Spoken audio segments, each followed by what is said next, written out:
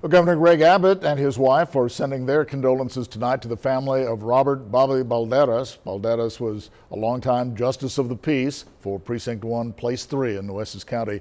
The governor, Abbott, granting a request from County Judge Lloyd Neal to fly the flags here at half staff in honor of Judge Balderas. Balderas passed away after being diagnosed with stage 4 liver cancer. Flags will return to full staff on the day following his funeral.